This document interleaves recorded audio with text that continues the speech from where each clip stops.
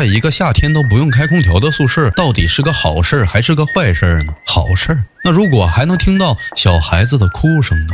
故事内的一切都未经证实，所以呢，仅供娱乐，请相信科学，理性观看。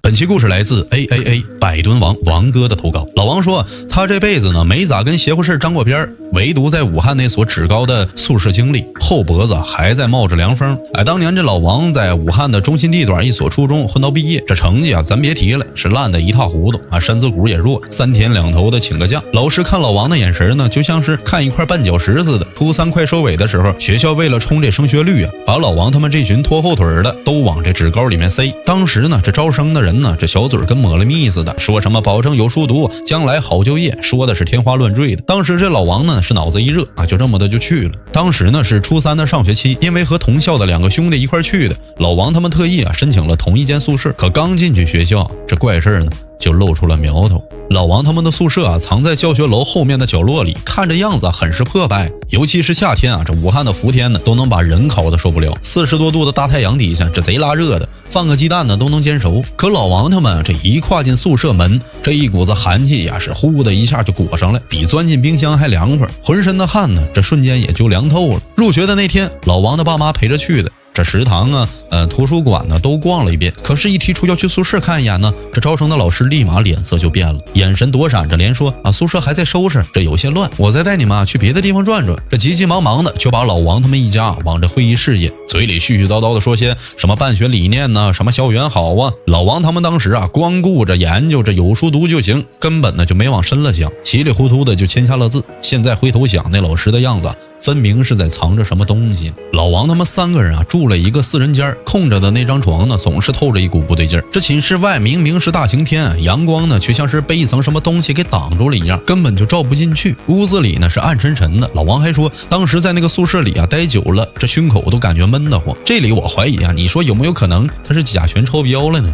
老王还说，这墙面看着是新刷的，但墙角还露着旧霉斑呢，地板缝里还积着灰，说是翻新过的，倒更像是遮丑一样。隔壁的宿舍呢，这学长他们早就住满了，唯独老王他们这一间连门都是新换的。可推门进去的时候这地上是积着厚厚的一层浮灰，偏偏那个空着的床位上堆着半旧的行李和被褥，枕头上呢还留着压过的印子，就像是刚有人起身离开一样这新门旧物厚灰，这3样东西堆在一块儿，怎么的他都不对劲儿。那股子违和感呢，是看得老王他们当时呢这心里直发毛。老王他们一看这宿舍的床上这还有东西呢，这到底是有人没人呢？他们呢就赶紧去找班主任问了情况。那老师当时也是这支支吾吾的半天，眼神是飘来飘去的，只催着老王他们说赶紧扔了，别问那么多，还特意叮嘱他们不许在学生群里说这件事。话里话外的避讳更让老王他们心里直打鼓。不过接下来几天倒是安生，因为老王呢是这春招生，学校没给分班，就把他们扔在学校里自由活动，想回家就回，也不用请个假。连每晚查寝的老师和学生都会绕着他们宿舍走，仿佛老王他们3个呢是不存在的透明人一样。那会儿年轻还傻呵呵的跟这初中学校的老同学们炫耀这职高可比初中自由100倍，可老好了你们也快来吧。那是彻底的放飞自我了，这玩嗨了，可禁锢着高兴了，压根儿没意识到这种被遗忘本身就是最诡异的信号。这份荒唐的平静呢只撑了4天就结束了。起初老王他们只是觉得这宿舍越来越冷，不是风吹的那种凉，而是从墙缝里渗出来的阴寒，裹着点说不清楚的霉味。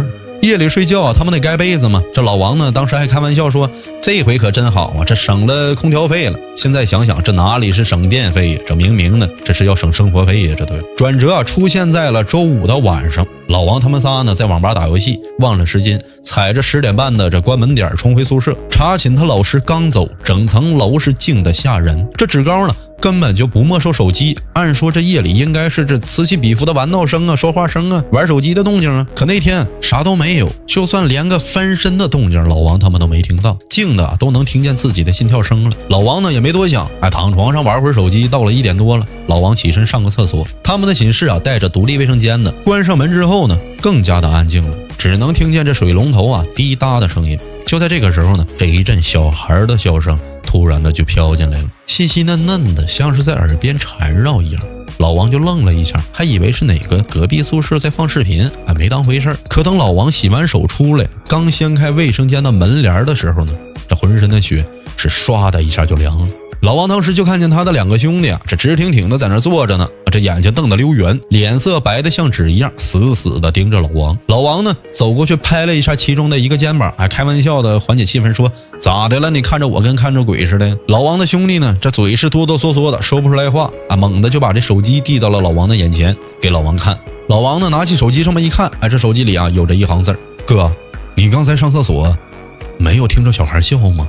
这老王看到这句话的时候啊，这手指头是一麻，这手机呢都差点掉地上。老王抬头看另一个兄弟，也是正对着老王狠狠的在这点头呢，这喉咙里发出呜呜的气声，这也说不出来话了。那一晚上呢，老王他们3个是开着手机手电筒，背靠着背坐到天亮的，谁也不敢合眼，连大气儿都不敢喘了。天刚蒙蒙亮，第一个兄弟啊就哭着给他的家里打电话，等挂了电话呢，拎着外套就往交处冲，连铺盖卷都没顾上收拾。另一个也找了借口说家里有急事，当天就回了原来的学校。老王啊也不傻，也没含糊，给他爸打了电话，说啥都要退学。现在想一想啊，老王他们仨算是跑得快，没撞上更邪乎的事儿。但直到现在，这老王呢，一听见这小孩笑，就会想起那间阴冷的宿舍，想起那个直钻骨头缝的寒气。有些地方还真不是咱普通人能待得了的。这一下咱们也知道了，老王他们那个宿舍空着的那个床铺上为啥还有这行李啊、衣服啥的了。这那个人我估计也没住2天，他也跑了。至于具体是何原因呢，老王也没敢去调查。我觉得这才是咱正常人的思维。碰见这种事儿呢，这越调查不是越危险吗？好了，那么咱们本期的故事就到此结束。我是南亭，咱们下